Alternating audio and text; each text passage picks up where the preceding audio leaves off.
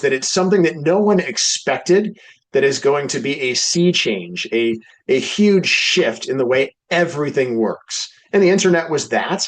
And everybody at this conference said this is bigger. And so you can't ignore it. You have to get ahead of it. Hello and welcome to the Attorney Post, where we give you the inside scoop with top attorneys in their field. And now, here's our host, Justin West. All right. Hello, everybody, and welcome back to the Attorney Post, where we discuss what's going on in various facets of the law with attorneys at the top of their game to help you navigate the various ins and outs of legal fields and jurisdictions. Because, as I always say, if you don't know your rights, you don't have any. We are set to have a fascinating conversation today with Thomas Dunlap, who is on the masthead over at Dunlap Bennett and Ludwig, and we're going to be diving into all things AI today. He's a specialist who deals with a lot of AI law as well as other things as well. So that's what we're looking at today. Thomas, how are you doing? Good. And just slight correction. I'm mostly an IP lawyer, but because AI is so crazy prevalent right now, right, in everything, and there are no laws around AI, especially in the IP space, just Yeah, regulations and guidance. no, I'm absolutely. heavy into AI because it's a big part of what everybody's doing. We can talk about that more, Absolutely. but No, absolutely. And thank you for that correction. Sometimes I get ahead of myself when I'm talking. So, well, before we begin, let's jump over and take a look at his law firm. This is Dunlap Bennett and Ludwig. As always, we'll have a link in the description below. But if you're listening, that is dbllawyers.com, dbllawyers.com. You can reach them at 800-747-9354. That's 800-747-9354. They are a full service firm that focuses, it looks on business side stuff. We have corporate transactions, financial, data security and compliance, employment, government regulations, immigration, obviously IP, which is what we're going to be focusing on today, litigation disputes, et cetera, et cetera. So again, a full service firm, and we will get you guys more information, but as always, we will have a full link to their information down below. Before we get started, as always, we're going to jump in and read from our sponsors. Our first sponsor today is Groove Funnels. Entrepreneurs, dream chasers, anybody out there, listen up. Running an online business doesn't have to mean drowning in subscriptions or wrestling with messy tech. Groove is rolling out a jaw-dropping limited time offer. This is actually the first time I've had this offer. They're an older sponsor, but the first time I've had this offer on the podcast. You can right now run your entire operation, from stunning websites with Groove pages to high converting sales funnels, email campaigns, e-commerce stores, webinars, affiliate programs, all of that absolutely free for an entire year, no credit card required. That's right. Over 1 million users are already saving thousands and scaling their businesses smarter with this all-in-one platform that replaces tools like ClickFunnels, Shopify, and more. And there's no risk and no hidden fees, just pure potential growth tools to help you focus on what matters, building your empire. But this deal will not last forever, so jump in right now and see why Groove is the secret weapon every entrepreneur needs in 2025. Visit theattorneypost.com/groove to sign up for free for an entire year. And again, if you can't make it profitable, you never pay because they don't ask for a credit card. That is theattorneypost.com/groove, and we'll have a link to that down below in the description. Our second sponsor today is Rank with News. Is not being featured in, I just realized they have their data up here. We'll move that stuff so I can give them the full screen. Got to be fair here. There we go. Is not being in the news feature regularly costing your firm or your company credibility and visibility? Do you feel that getting found in Google is more about dumb luck than science? What if there was a guaranteed way to get your law firm or your business featured in major national publications like Yahoo News, Bloomberg, Reuters, AP News, Forbes, etc., and seeing those articles rank locally, nationally, sometimes in as little as 8 hours or less for major competitive keywords that people are actually looking for, bringing people to you pre-sold on working with you because they already found you in a source that they represent and they respect? What else would you need to know? Rank with News is simply the most powerful way to hit page 1 in under 2 weeks safely, organically, and permanently. It's like guaranteed SEO or search engine optimization on steroids, ranking quickly and sticking long term.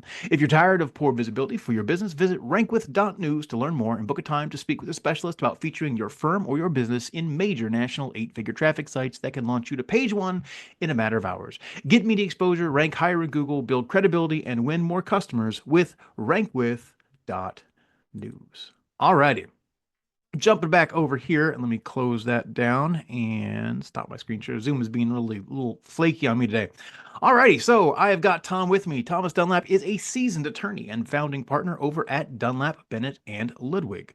He's it's a veteran-owned firm with a nationwide presence. He's built a distinguished career as a former prosecutor, Army officer, and thank you for your service, a successful litigator, securing high-profile victories such as a $31 million patent jury verdict. His legal expertise covers government contracts, intellectual property, patents, and biotechnology, and he currently serves as outside counsel for major entities like the U.S. Department of Health and Human Services. In addition to his practice, Dunlap is an inventor with several patents and has played a significant role in founding Ceres Nanosciences, a biotech company that raised millions in funding and developed key products related to public health. Thomas has also contributed to academia as an adjunct professor, teaching intellectual property law at Washington and Lee University and Lafayette College. Outside of work, he's a licensed pilot, a master scuba diver, a competitive athlete. He plays the keyboard, which is behind him, and he has a whole bunch of diverse interests and talents. So that was a mouthful to get through, and I'm sure I didn't even scratch the surface. My first question to you, Thomas, as always, is what did I miss? I think that's plenty. Well, there's a lot to digest, but that's not what's interesting. Obviously, what's interesting is what we're talking about today, which I think is law stuff and AI and what people want to know. Okay, well, fair enough. Well, I guess my first question to you then is just this. Give me your pitch. Tell me about your firm. Who do you Okay. help? I mean, obviously I read it at the beginning, but if you and I were in the elevator for 30 seconds or a minute and I was like, hey, what's your name? Tom. Oh, hi, Tom. Tell me what you do. Tell me what you do.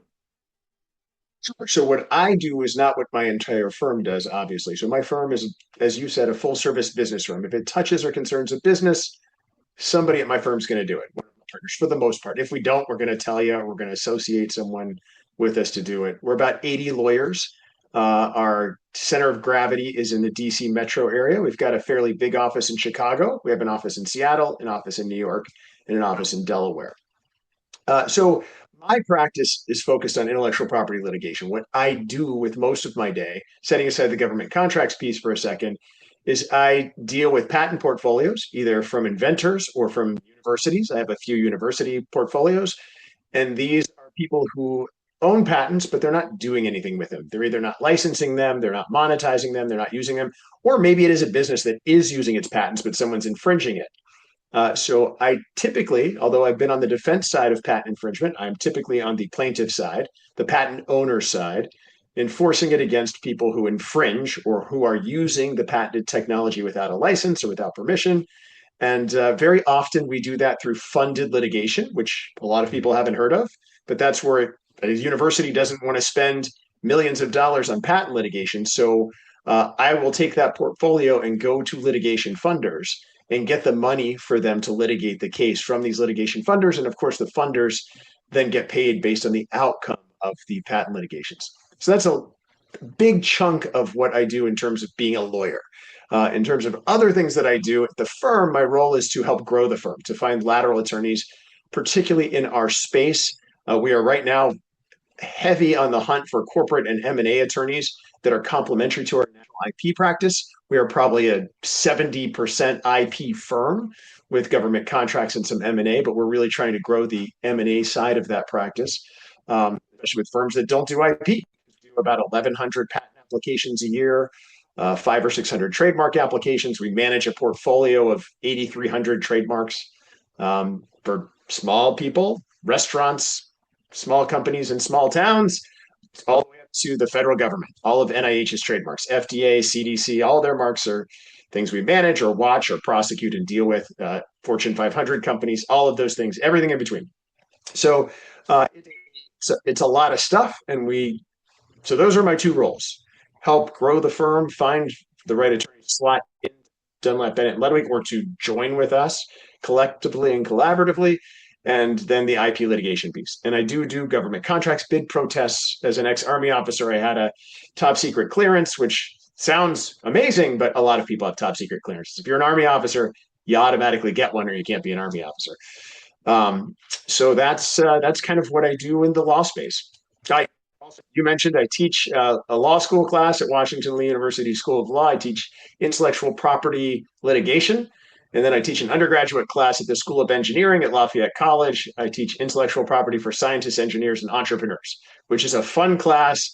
about how to use IP if you're not a lawyer, if you're an engineer or a scientist or an entrepreneur, what you need to know, the basic and most important things. And what shocks me, I was at an entrepreneurship summit this weekend at Washington and Lee, and people don't know. People don't know you can't tell people about your patent before you file, where you lose your rights. People don't know you need to search your trademark before you use it. So I really like teaching and sharing that with both my clients and with students. That sounds So like that's good and actual advice. You said you're many, looking for many M&A things. attorneys. If somebody Mhm. is out there watching this and they happen to be an M&A attorney and they're interested in working with you, what's the best way for them to get in touch? So my email directly, tdunlap@dbllawyers.com. And let me correct myself. So I was on the phone yesterday with a firm of about 40 M&A attorneys, not all at once, just their partners. And they corrected me when I said M&A. What I mean, I'm an IP lawyer, so I got this wrong. But what I really mean are people who are corporate lawyers, kind of general counsel lawyers who do things like M&A and contracts and formations and all of those things. We do that, but our M&A practice is really DC area focused, whereas our IP practice has been national for 20 years. And we're trying to change that about our firm. And I'm sure there are regional M&A firms that are trying to change, trying to grow and change and evolve as well. And so those are the people I'm looking to connect with if I can. Okay. And that's Well, there you go. tdunlap@dbllawyers.com. DBL Lawyers is Delta Bravo Lima Lima Alpha Whiskey Yankee Echo Romeo. So there's two L's in the middle there. Yeah. You want us to put that in the show notes because I can put a note to my assistant and we'll try to get that down in the show Sure. notes if you want. So I just Yeah, wanted yeah. to put Just out my there if you email don't want to address. get spammed on your email address. That's the challenge, right? I Okay. won't get spammed, I don't think. Yeah. Very good. So let me ask you this, Tom. What got you into law? Were you the kid that grew up watching Perry Mason reruns and you just knew that this was your goal? I mean, obviously, you're in the military for a while. You're in the army. What led you to go into law? So And why no. why why IP? So I started. I was an English and theater major in college. I moved to New York City and started acting, which wasn't as glamorous as I thought it would be. And my girlfriend at the time, who I was living with, was like, "You need to get a real job." So I went to work for a commercial bank in their management training program, which was awful. I mean, the bank wasn't awful; the people were nice, but it was just a tough life. It wasn't my speed. Going out was fun. And staying till 9 p.m. and getting the car service voucher home was good, but so then you could go out and have fun. But that's what made me get into law. I took the LSAT and the GMAT, and I uh, did really well on the LSAT. So I decided, okay, well, I guess I'll go to law school. And I went to law school. I didn't really have a goal at the time except to stop working. So that's not an inspiring story. But while I was in law school, I did start watching Law and Order, and I wanted to be a prosecutor, and that's where I started. But and I, for a little while, but it wasn't as exciting as I thought. And so I went to private practice, and this is how I got to IP. Went to private practice, worked in an asset protection firm for a little bit less than a year. I quit being a lawyer. I enlisted in the Army as a private. I went to Fort Benning. At the end of basic training, I went to my basic training officer was like, "Why are you here? You're a lawyer." And I went to officer candidate school and then went to armor school and became a scout platoon leader. And then I went back to practicing law when I finished some active time there and finished my time out in the guard. So that's how I ended up in IP is after I got out of the Army. And I decided as I was doing my MBA later in life that I needed a high value practice. I went back and got a master's degree in biotech and started getting involved with patents myself. And I thought this would be an area where I would like to practice. That was about 20 years ago. And so that's how I got. So that was a kind of roundabout way of getting there, but that's what happened in a nutshell. No, that works. So they didn't have any interest in putting you in as a what's the word, JAG, or whatever, since you're Yeah, already in there. yeah. So I was in as a enlisted. I was a private. I was an E4, which is a specialist because I went in with a degree, but I did not join as a JAG. But I didn't want to. When I quit being a lawyer, I just was so disenchanted. I worked at a firm for a partner I didn't like. It was my first thing after being a prosecutor, and I was like, being a lawyer is not always great, and not everybody who's a lawyer is a great human. And the partner I worked for That's fell why into attorney both jokes are a thing. categories. That's why attorney jokes are a thing. I mean, what does Viagra do to lawyers? Everybody knows, right? Do you know? I It don't know it if I makes know them that one. taller. Makes them Oh. no, it makes them taller. Yeah. So yeah. So subtle but not. Anyway, point is, I didn't like private practice the way it was being practiced. And when I left the Army, another guy, 20th Special Forces Group, buddy of mine from law school, and I was getting out. We were both going into the Guard. This is pre 9/11, so we didn't know we were going to be deployed for every 6 months for the next 4 years, even in the National Guard or the reserves, and we were.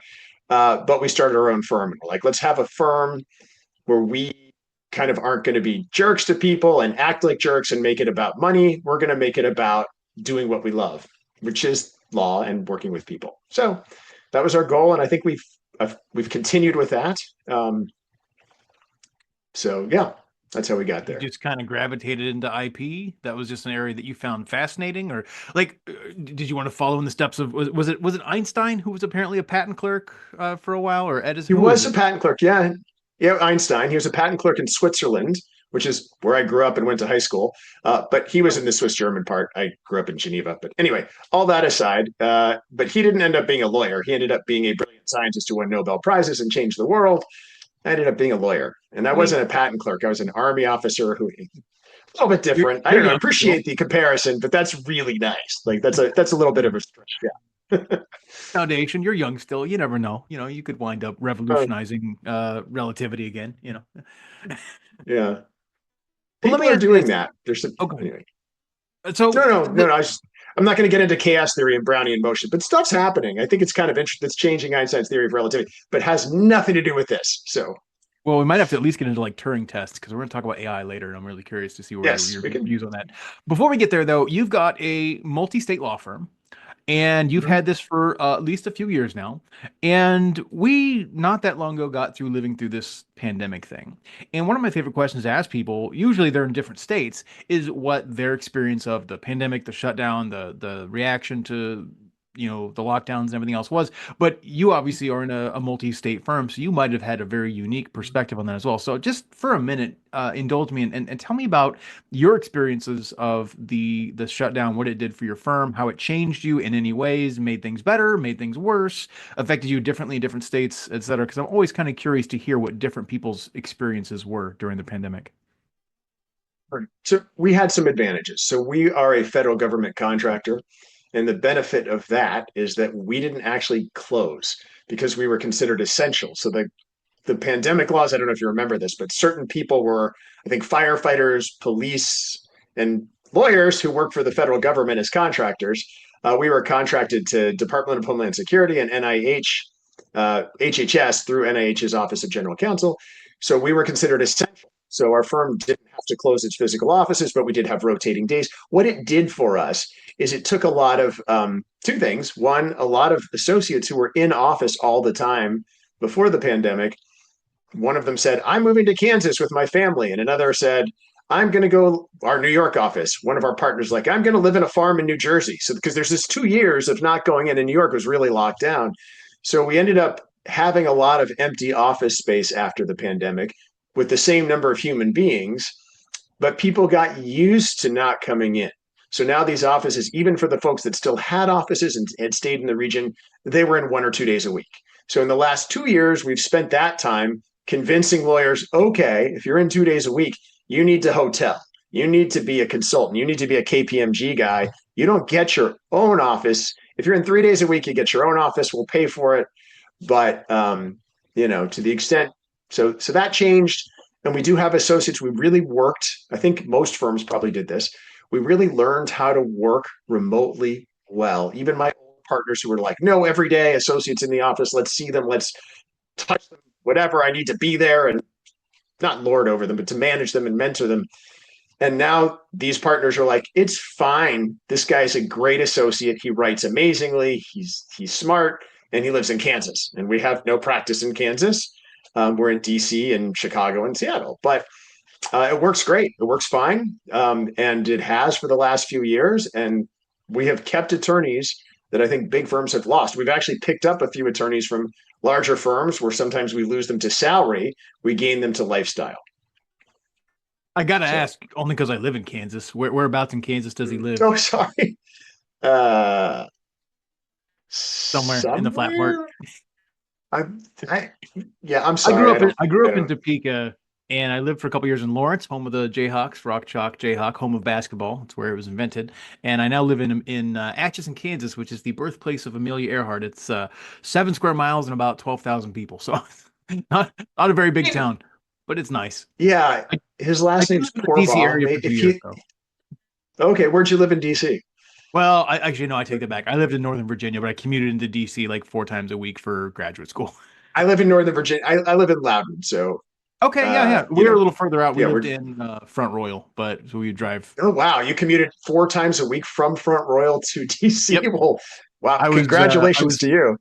I was pursuing my PhD in philosophy at the time, and I had another guy who was out there doing the same program as me. We both worked at the Review of Metaphysics, and it was nice because we had an hour and a half drive in, hour and a half drive out. It was the two of us in the car together, so we're just sitting there talking philosophy and everything else. Philosophize. Yeah, it was a Nice. good time. It was a good time. I actually I had a client in New York City once, and he said during the pandemic, you were talking about the shutdown and the vacancies. He's in a building. I always joke because again, I live in a town of 7 square miles and about 12,000 people, maybe 15 if you count the whole county. Um, he's in a building that regularly sees, oh gosh, what was it? Like somewhere between 87 and 107,000 people every single day walking through it. And in the peak of COVID and the shutdown, it saw 107 people a day, I think is what it was, which just blew my mind. It was crazy Wow. to see that kind of a shutdown. But Is that in DC? that was in New York City. You said in DC, in New York. Yeah, New York closed. I went to New York to visit with my partners and do these social space lunches or whatever outside, like where New York restaurants started everything out on the street with like these little covered areas in the street. And I always thought I was going to get smashed into by a cab. I don't know. It just felt like because you're sitting in this. Anyway, yeah, but the city was a ghost town. I don't know if Yeah. you went there during the pandemic, but it was crazy. It was just quiet. It was so strange. Eerie. Yeah, interesting time that our children will remember. Yeah, our children were both in boarding school in high school, and they're both locked down in their high school, so they had to stay and came home once a semester. So it was kind of a sad but Yeah. interesting No, time.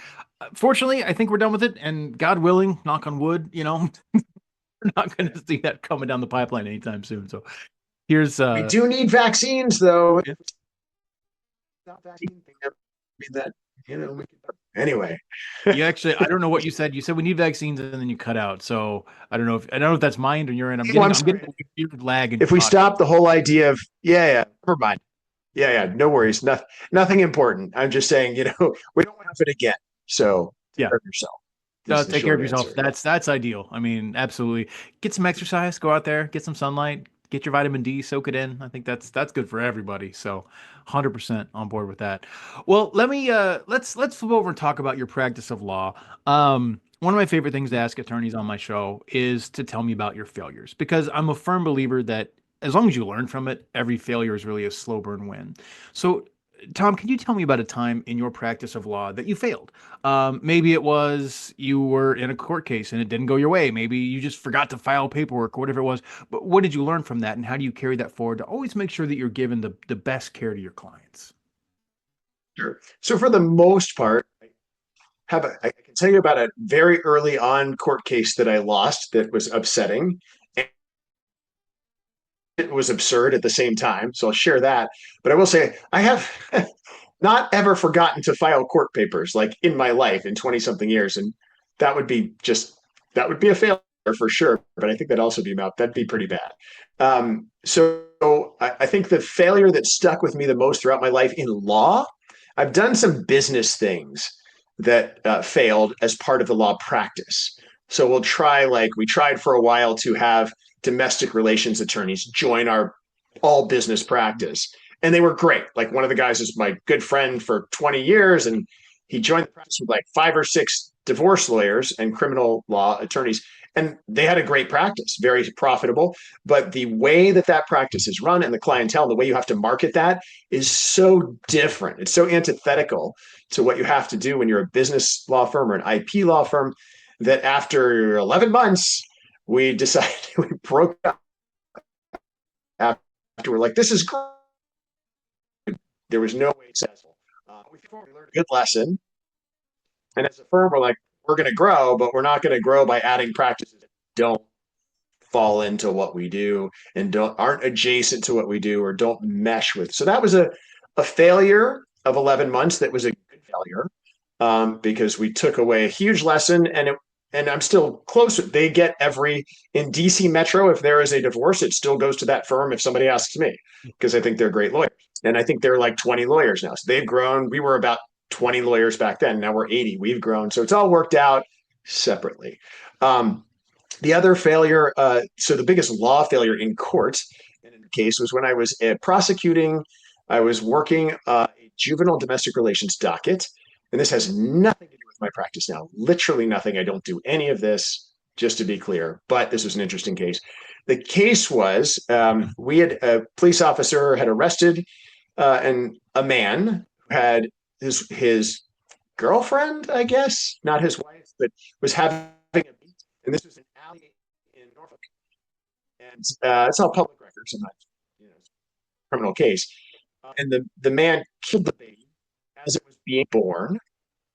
And we charged him with murder because the baby was born and he just killed it, which people do bad things. I mean, that's terrible. That's not absurd or weird, but the failure was we had a substitute judge that day. I walked into court with this case. We get little tiny files. This is a preliminary hearing. So preliminary hearings, instead of direct indicting somebody, you try to get a felony we call them felony certs. I was trying to get him certified as a felony so that it could go to court and we could try him.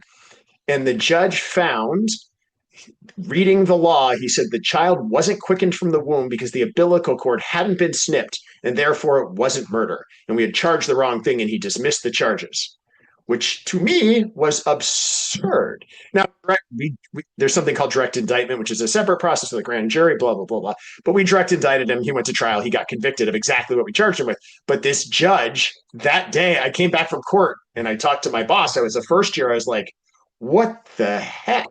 I probably didn't say heck. What the heck? Like, this is like just wrong. It's got murder. It's like, and he's like, oh, we're going to direct indict him.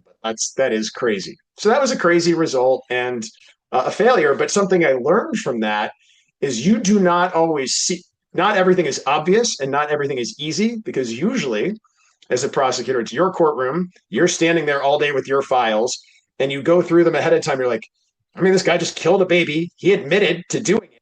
People were there and saw it. The mother was there, obviously. I'm gonna get a felony prelim. I'm gonna win this, and I didn't. So that was a failure. I don't know if it was my failure, but it was a systemic failure of the system at the time. Again, the system had a backup for that situation, so thank God. But that is absurd too. I mean, it really so that's is. one. I can't imagine. I mean, I guess if you're trying to read the face value of exactly what it says in the law and going by that, and if that's what he was doing, even That's still, not how it's supposed to work, though. That's no. not how it's supposed to work. In my opinion, this guy was like, the judge was a former. So you had substitute judges sit in juvenile domestic relations court by designation. So they're lawyers. He's normally a defense lawyer who I'd been against, and he was sitting as a substitute judge because the judge was out. So that was a whole bunch of factors played into this. But yeah, and I don't even think law said he's. Yeah, you cut out there at the end again. Oh, I said if it's a judge, what are you going to do? The judge is the judge and gets to be judgmental. You appeal and are around. But at the time, it felt like a failure of mine, and it wasn't. I don't think, but Gotcha. anyway. Yeah, or all of a sudden having some mic issues. If it gets worse, we might pause Okay. and reboot. I don't know if it's if it's a loose connection, if it's internet connection, if it's You know what I'm going to on do? my end. I'm going to switch mics. Let me switch. How's that? Keep talking. Is that better? So I've switched to the Logitech camera over I have a Yeti mic plugged in and gun right at my face. And normally it's good, but I switched to the camera mic. I'm not for sure. I still hear it occasionally cutting out. They cut out once or twice, so it might be some other issue. We'll just keep going. Like I'm getting 85 to 90% of what you're saying. And if it's on my end, then my recording online will get it all as well. So I just want to make sure we're getting the core of it. If I look like I'm really confused when you're saying something, it's probably because I'm really trying to listen and it cuts out to like 4% volume, so it's not completely silent, but it's Oh, okay. wow. we'll roll forward with it, and not worry about it. And if it gets a lot worse, I'll let you know. But if I all of a sudden look like I'm really puzzled, that's usually what's going on. Is I'm trying to figure out if I can hear what you're saying. So, Gotcha. I um, turned my back. okay, we'll roll with it. We'll see what happens. Well, let me ask you Okay, the flip side of fair. that question then. Obviously, a failure is a failure. You learn from it, and absurdities are absurdities. But I'm sure you've had some moments in your career, Tom, that you're just really proud of. Those feather in the cap moments that you're laying your head on your pillow at night, you're falling asleep, and you think back, you're like, yeah, I'm so glad that worked out that way. It could be a major settlement.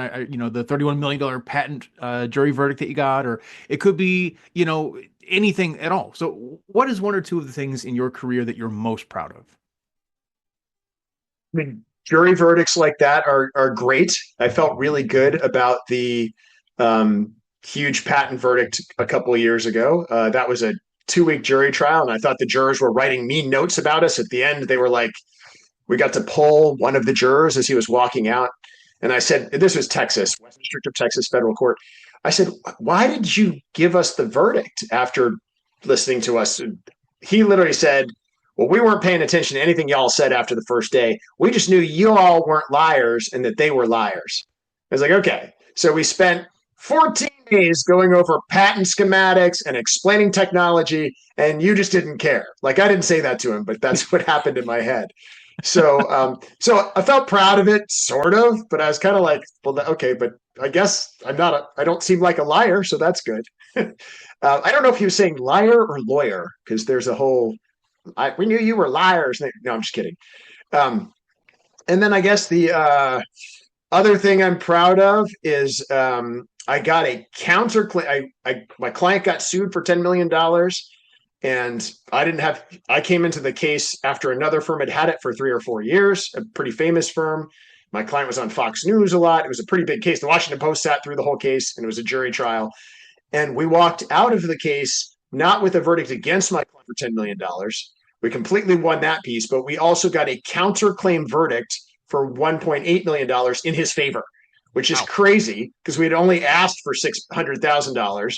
But the other side stood up after the jury was instructed and said, well, you can't have these claims without the jury awarding a verdict for them, because they awarded $0 on two of the claims. So the jury has to dismiss two of the claims and just award them the first claim. And the jury went back and just put numbers on the other verdicts. So I don't know if I should be proud of that either. I was like, that's insane. Like the other guy kind of did that, but it was a good moment. Yeah, not for the other side, but That's yeah. hilarious, actually. I love that. That's Yeah, the Washington Post did not love my client. So if you read the story, it was like, we hate this guy, we hate this guy, we hate this guy, but he won the case. It was like the last sentence. So the reporter was very nice, but the that's what we story was call like, burying the lead, right?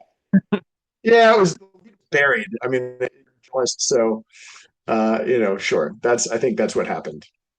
That's awesome. That's awesome. I might have to dig in and see if I can suss that one out later, but that's neither here nor It's there. it's easy to find actually because of the guy. So yeah. So let's talk a little bit more about what you actually do. So you do patent law. Has that changed since 100 years ago? What is changing in patent law right now? What have you seen evolving over the years? Particularly with response to AI, with biotechnology, nanotechnology, digital innovations. What are the shifts? What are the trends that are coming out that businesses should be aware of when they're in the IP space? Let's start with the first thing you said. Have we seen a change? So I think and I know, and most people know, and I've heard this from people in every industry. AI is a black swan event. According to the guys that were at this summit last weekend who are billionaires and who are talking about crypto, and they said this is bigger than the internet. The internet was big, a very big event. And you know what a black swan event is, your listeners, if they don't, just briefly, it means that it's something that no one expected, that is going to be a sea change, a huge shift in the way everything works. And the internet was that. And everybody at this conference said, this is bigger.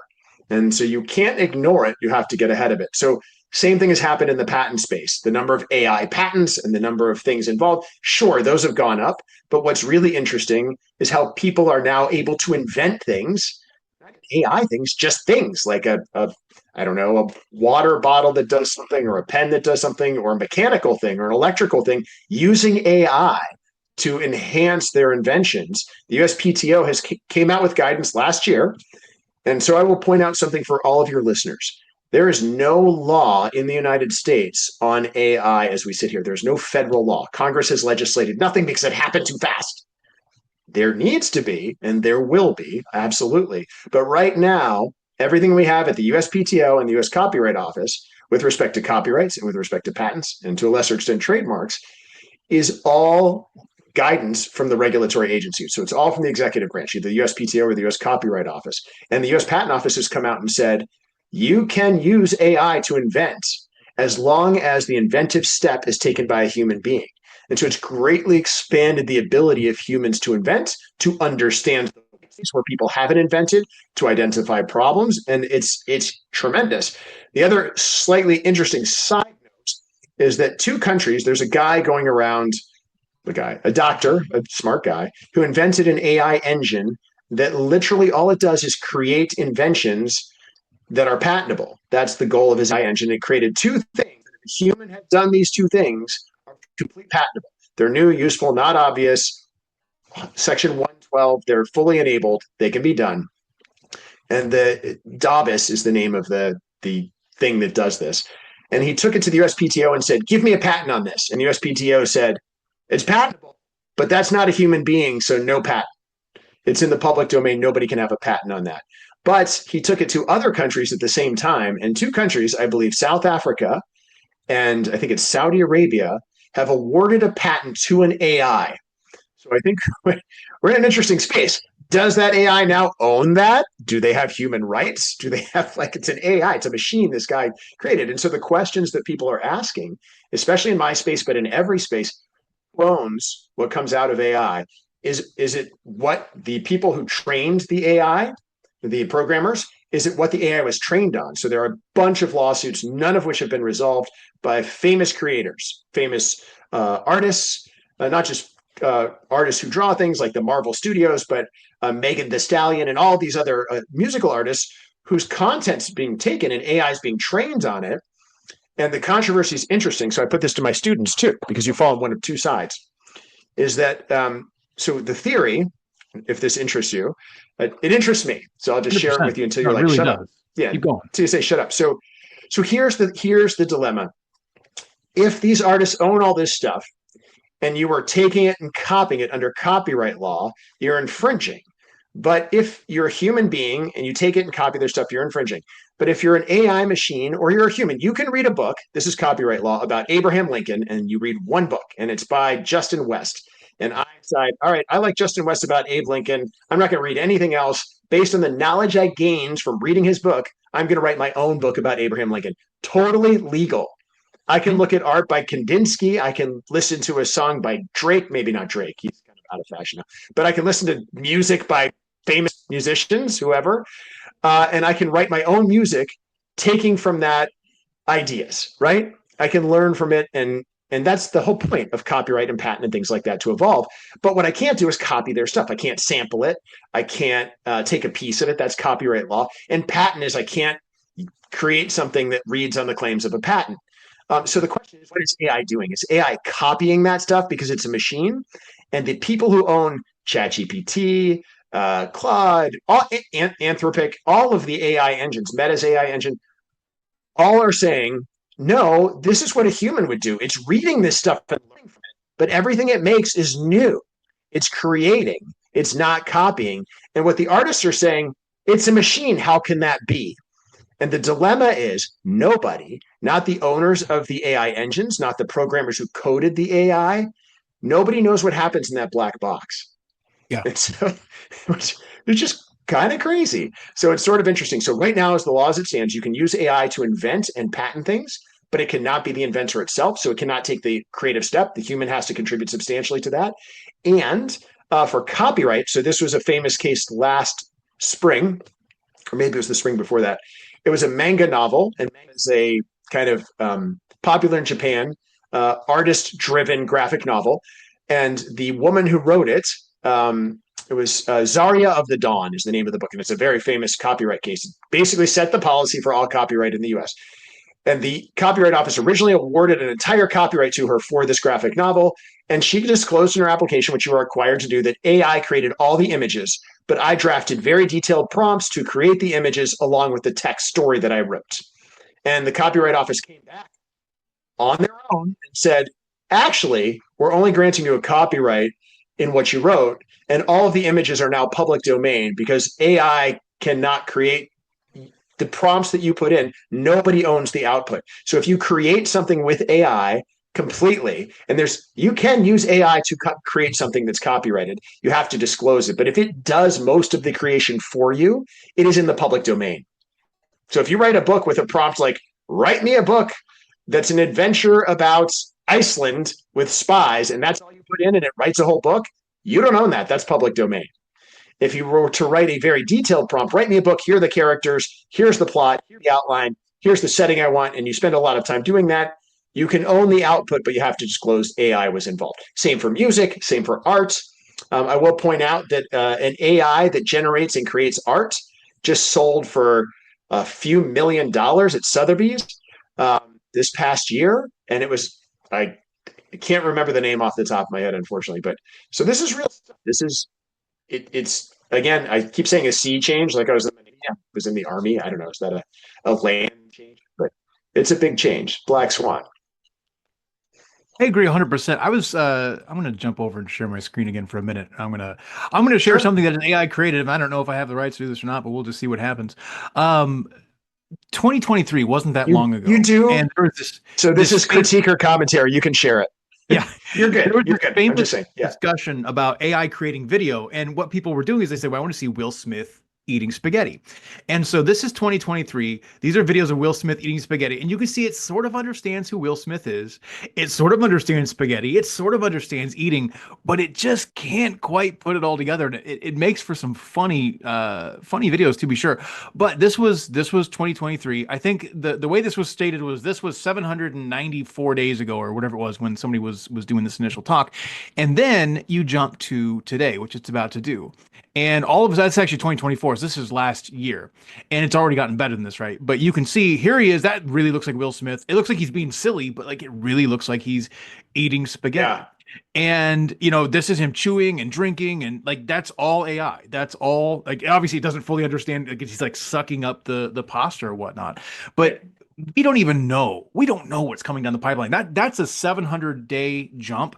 And what is it going to look like in 700 more days? Like, I honestly think where we're going to be, and we can just riff on sci-fi stuff if you want, but I think everyone's going to have their own channel. And like my own channel, I mean, literally like your own TV channel that shows you what you want to see. I want action cop dramas, and it'll have persistent characters, and it'll know the narrative beats. And oh my God. Yeah. Like, everything is going to be so hyper individualized, and like who's going to own the copyright on that, right? You're going to make a movie that's entirely with persistent AI characters that aren't actors, with realistic voices and imagery and scenes and action and everything else, and you're the director of it, maybe. So do you get director credentials? Like how do you, where is that going to go? Like I just want your thoughts, and I'm just spitballing right now, but this is an area. I'm a marketer by trade. I use a lot of AI in what I do. I was one of the early adopters. I've been using it for 3-4 years, which is about as early as it was available to the general public. And I'm fascinated by it, and I don't know where it's going to go. They say that in 2026, 90+% of all content on the internet is going to be AI generated. That's next year. By the middle of next year, almost everything will be AI. And what I do think is changing, and I'll come back and I'll let you answer the question here in a minute. The one thing this is, and I tell this to all my clients I have too. I say there's going to be, I want to copyright this term. This is me officially announcing. Can I announce copyright on this right now? Can I say I want to copyright this term? But trademark.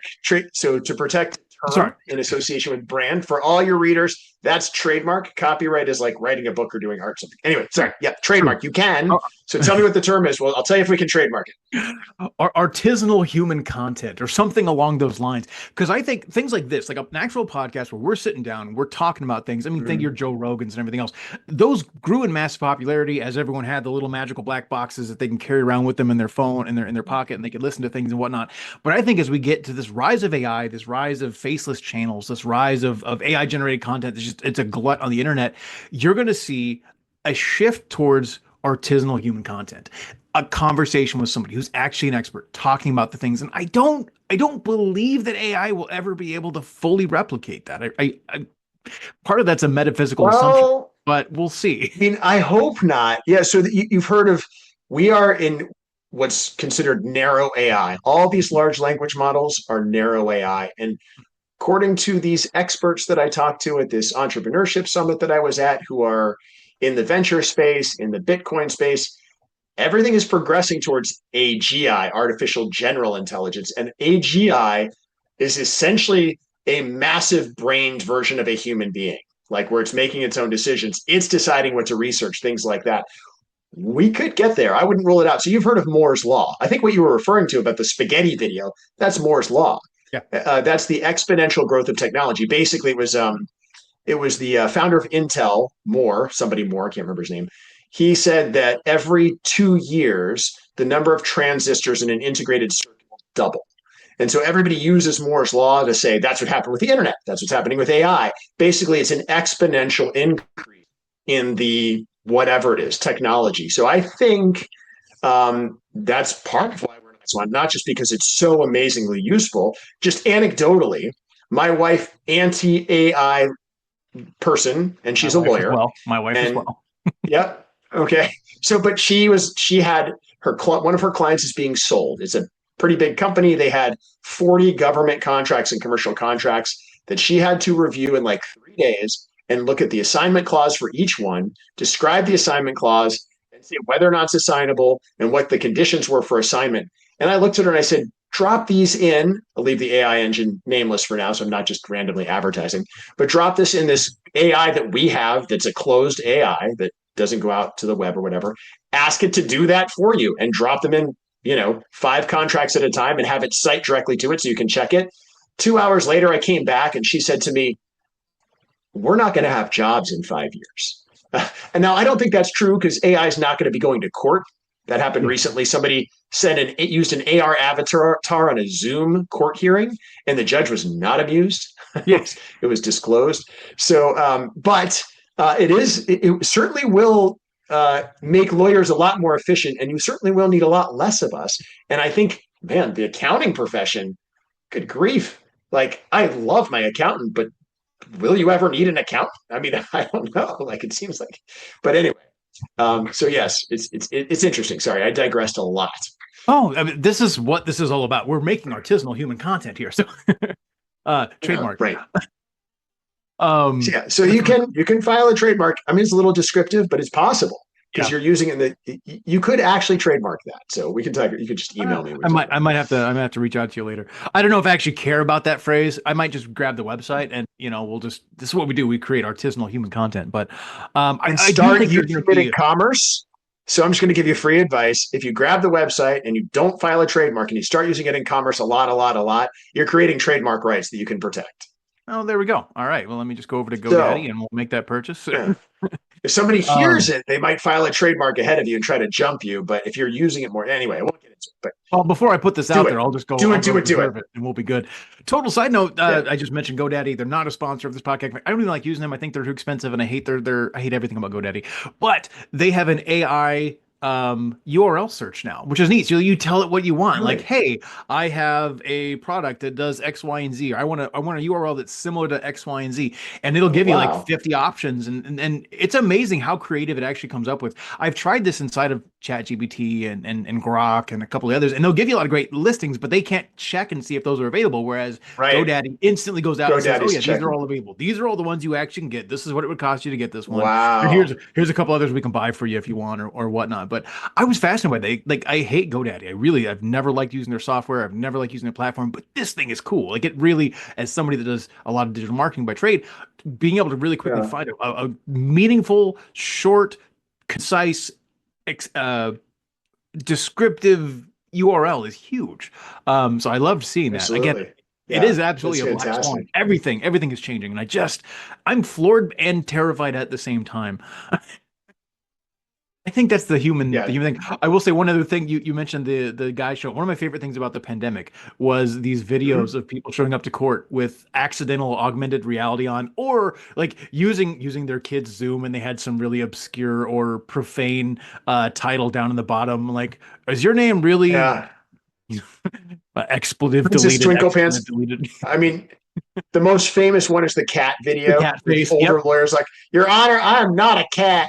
I am not a cat. They're like, we understand. It's Oh, fantastic. I might have to Yeah. hang on a second here. Boom. All right. I am now a We should chipmunk. play the cat video. Oh, you're chipmunk. Yeah, I think the it cat still does video that. is my favorite. I don't know if Your that's a Honor, chipmunk. You're old. Your Honor, I am not a And a cat. chipmunk? I I don't even know if these are cats. My goodness. I don't know how to turn off now. think that's a fox. There we go. What That's does say? yeah. Anyway, if your listeners get a chance, you need to type in lawyer cat videos, lawyer Zoom cat video.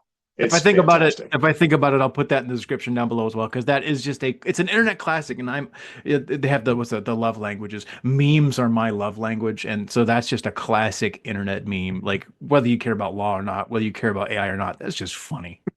It's Good epic. lesson for associates. Yeah. People love fails. That is authentic human, artisanal human Yep. content right there. So, gosh, Well, maybe AI will stop that in the future. AI will check you and be like, "Hey, did you check your Zoom?" Or "We've checked your Zoom, and you appear to have an avatar." I feel but like you that's can tell probably that you're already happening. interfacing with a court. You do not want to have this avatar on, do you? Yeah.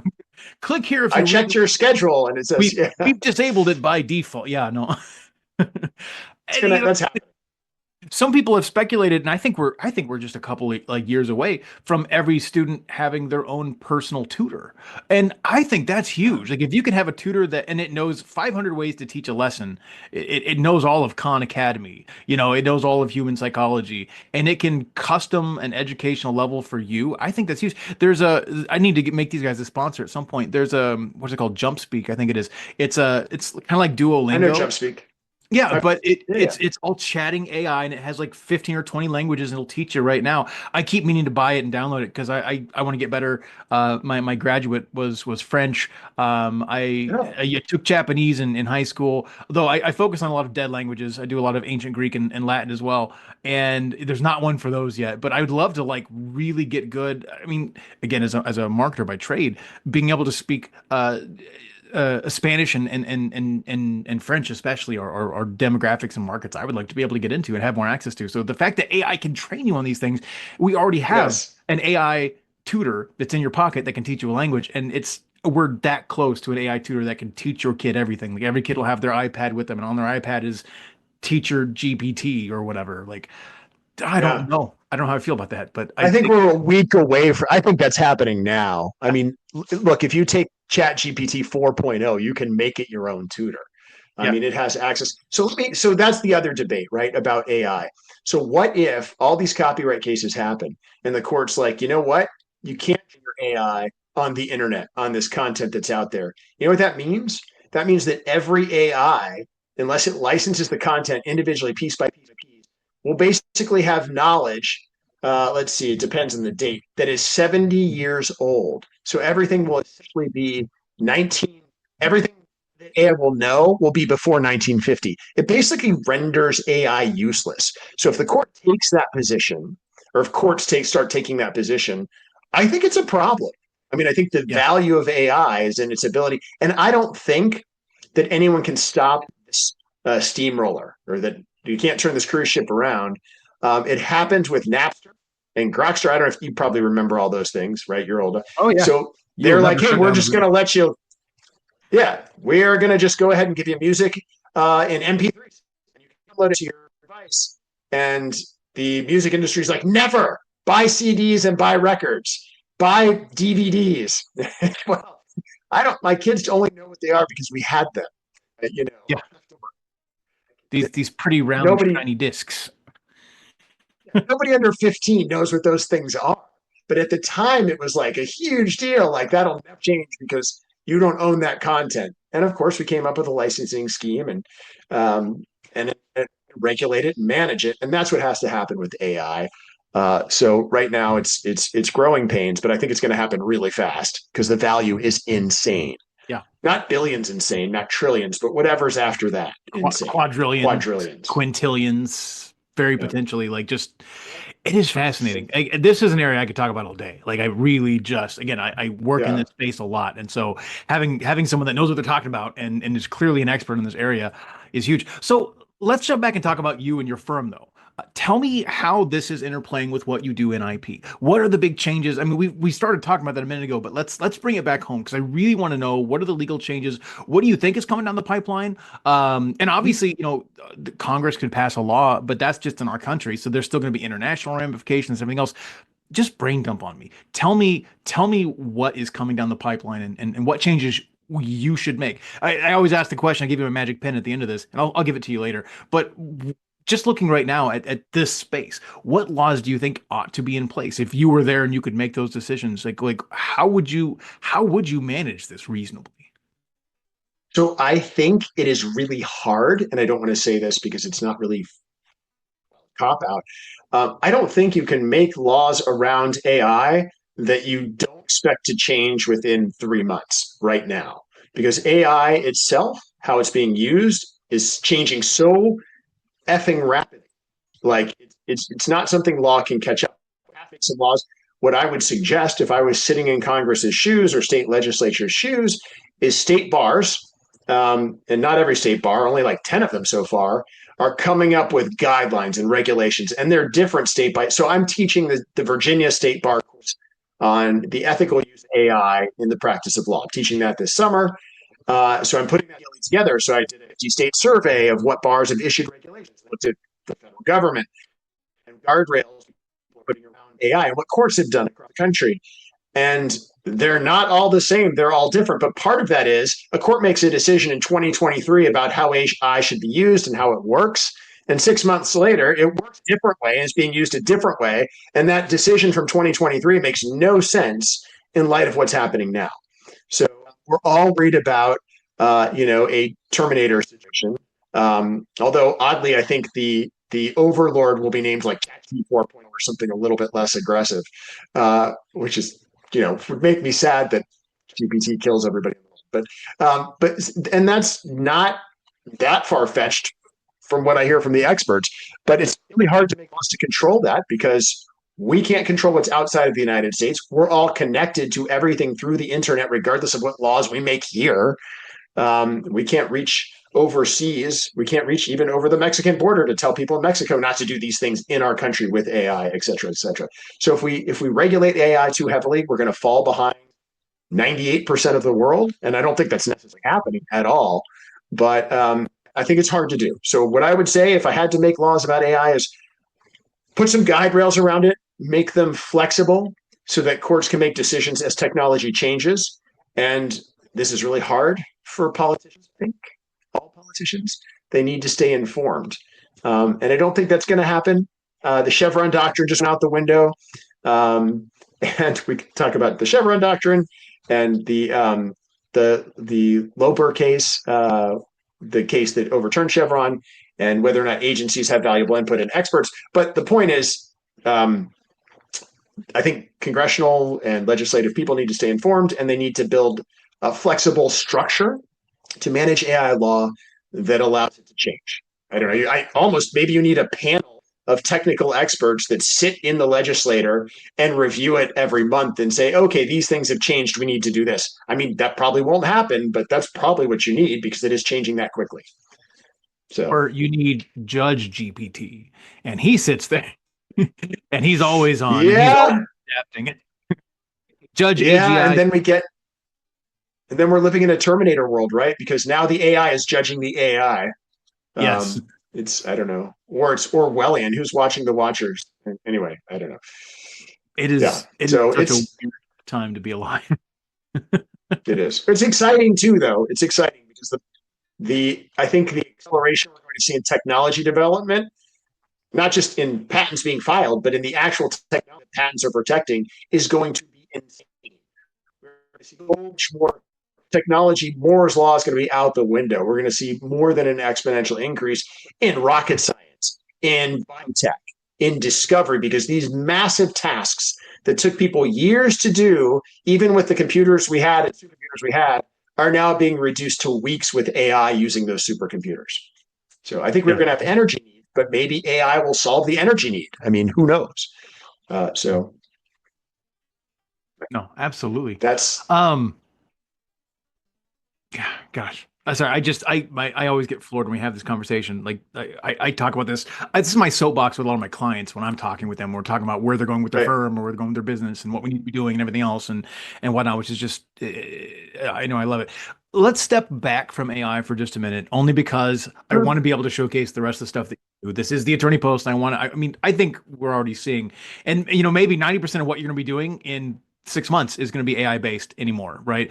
But let's talk about patent reform in general. Are there any areas outside of AI, and we can come back and keep talking about AI too. I'm sure that, as you said, needs to be reformed.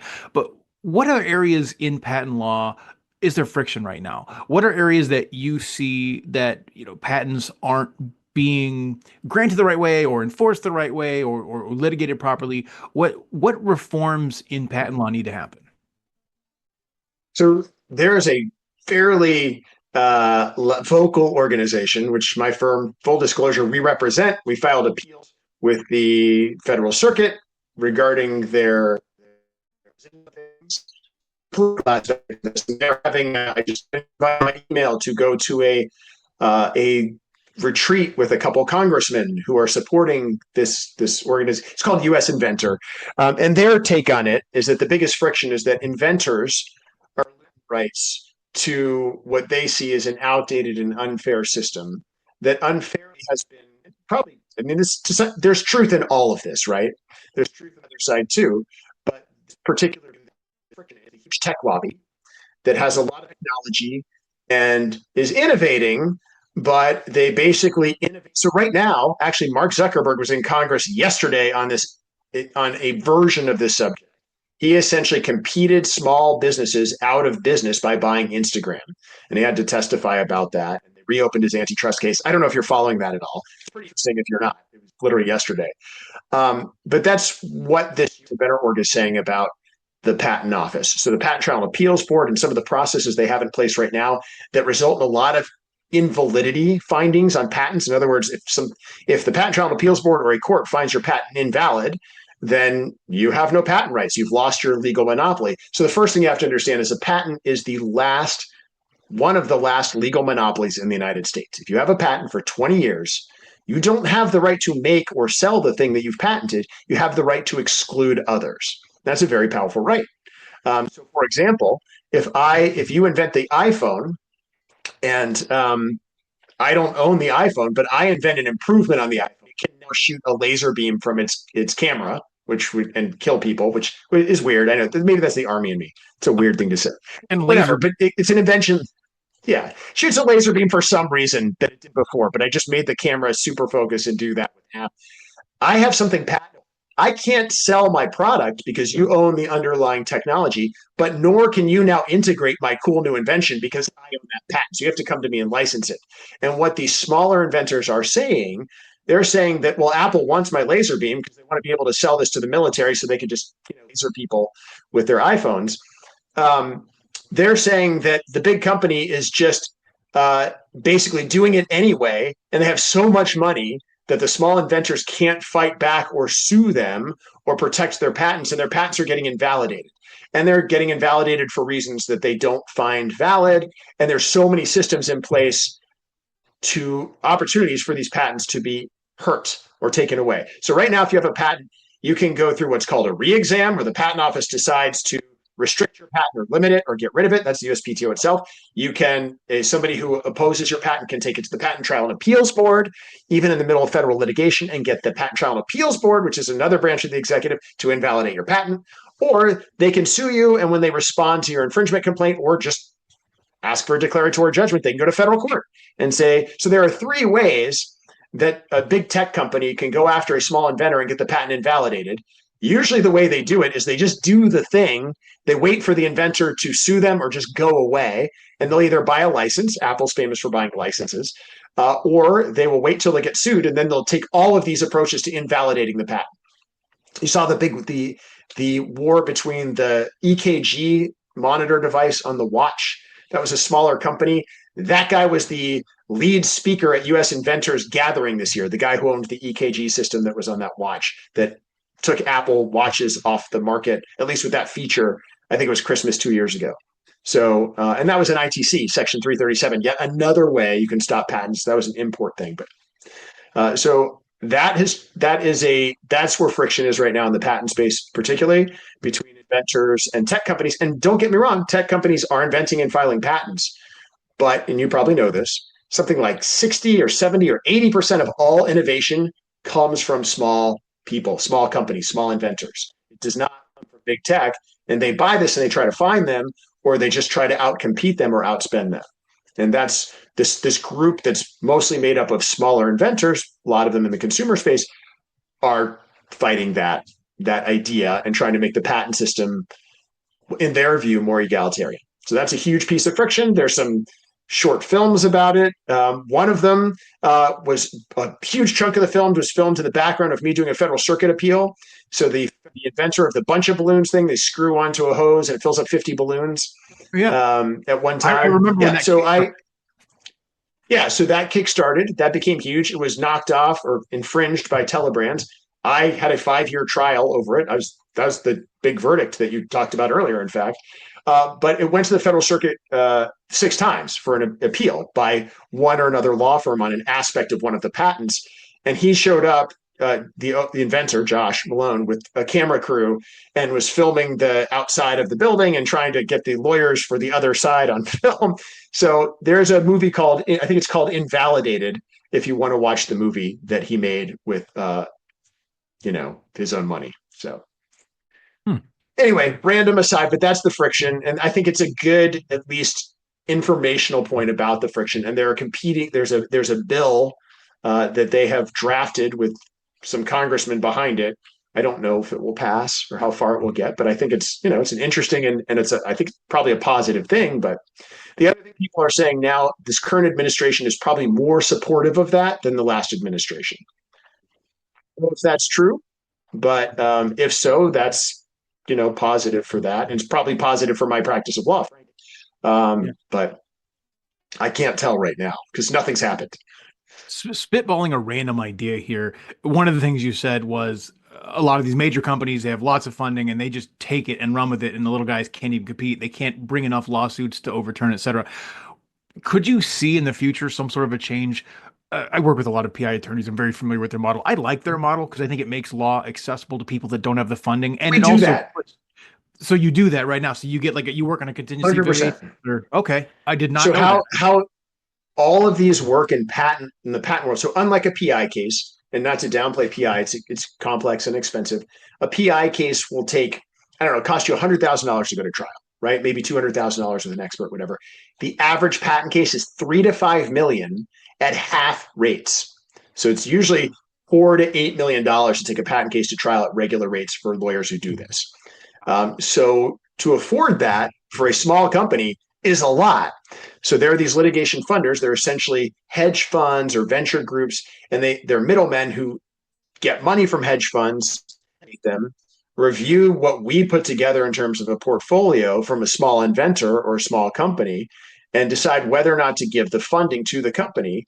And then whatever the outcome is, they get a percentage of the outcome as a multiple of their return on investment. We don't do that for all of our clients. Some of our clients just pay us to do these cases. But clients with no money will often do that. Will often seek litigation funding. And that's a big industry. And, that's the PI version in the patent world. But it absolutely does happen. And it's probably the vast majority of cases out there are funded cases.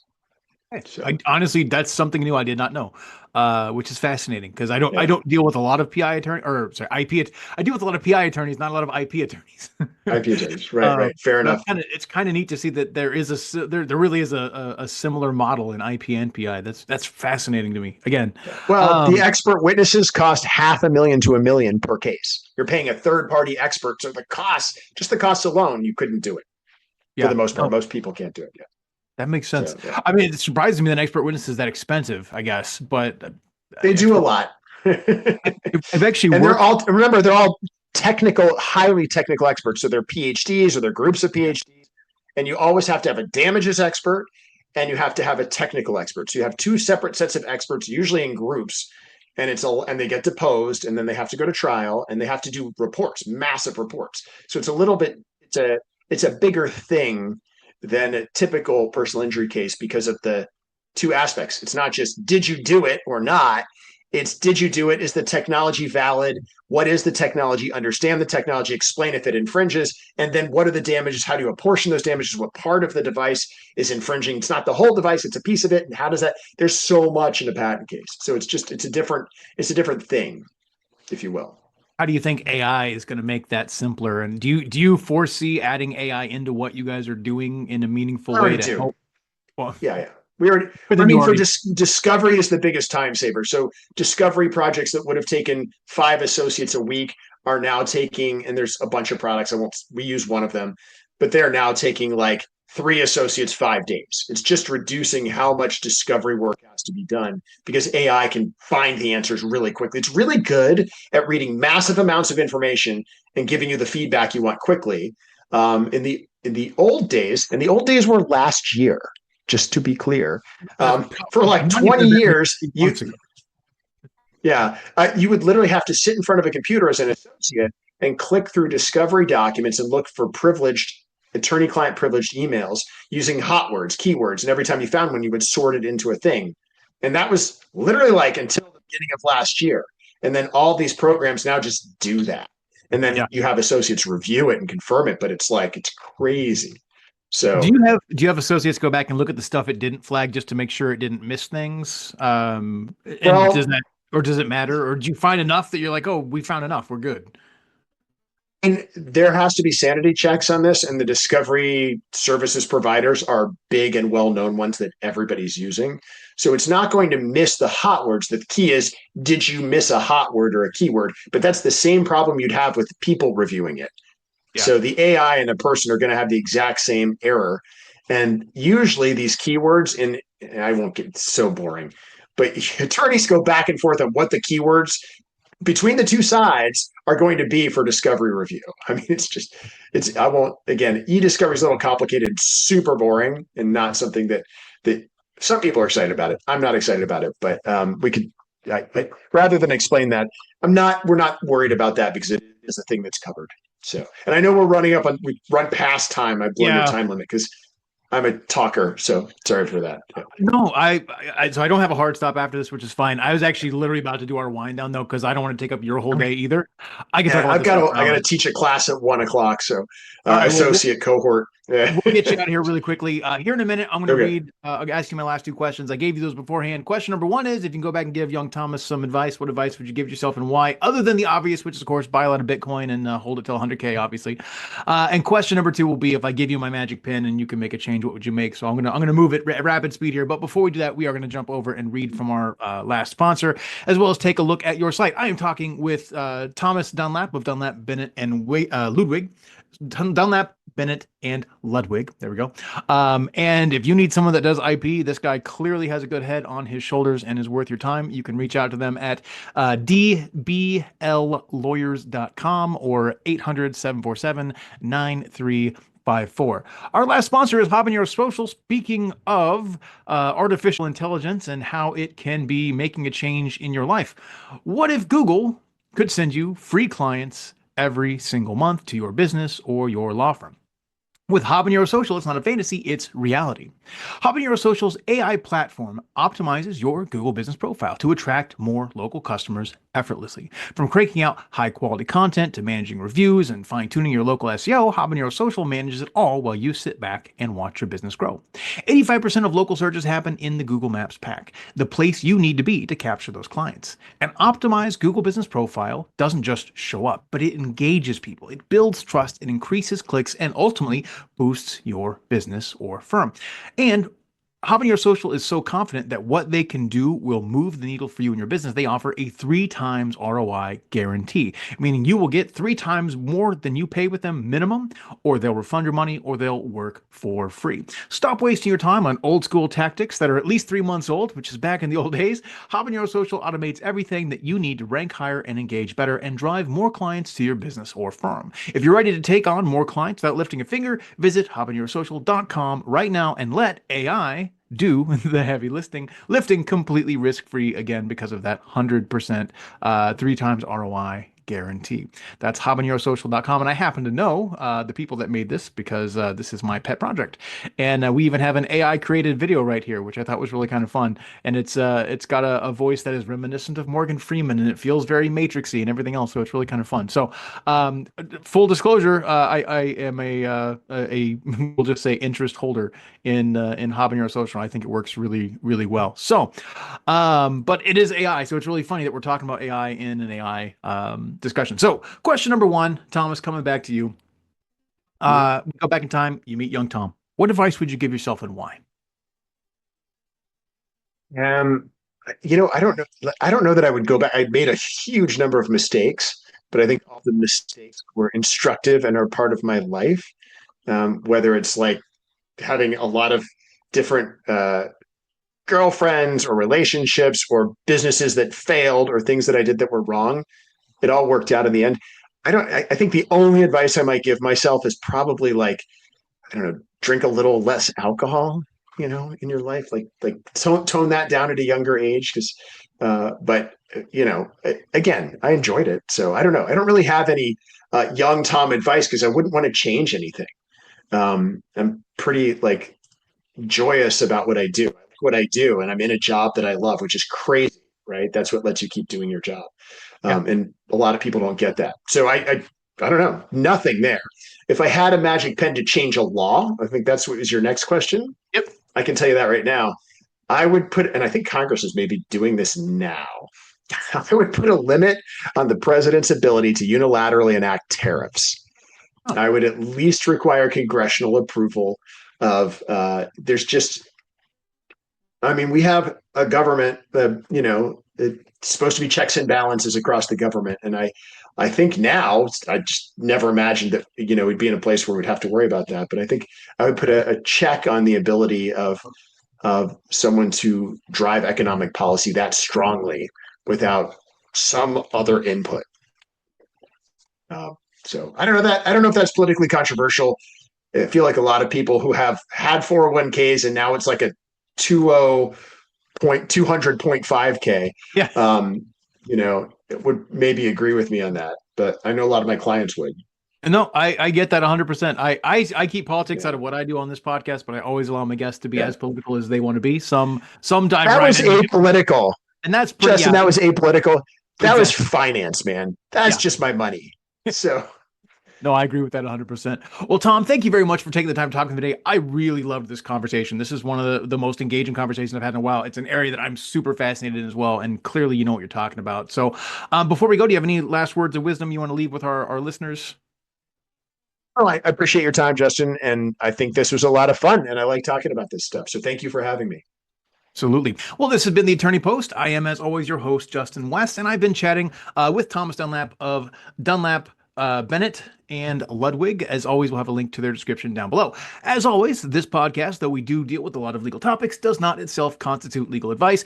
And should you have a legal issue that you need help with, I strongly suggest you find an attorney who specializes in the area that you need help with. Obviously, if you're in the IP space and you need somebody that knows AI, I think Thomas would be an amazing resource for you. So please feel free to reach out to him. Again, we'll have all of his contact information down below. As far as the podcast goes, we always appreciate if you're watching this on YouTube, a like, a subscribe, a share. If you're on any of the podcast repositories, please leave us a rating. The most important thing you can do, though, is if you know someone who would benefit from this information, please share this podcast with them because, as I always say, if you don't know your rights, you don't have any. So please help them know their rights. Until next time, this is Justin signing off. Thank you guys for listening, and bye-bye.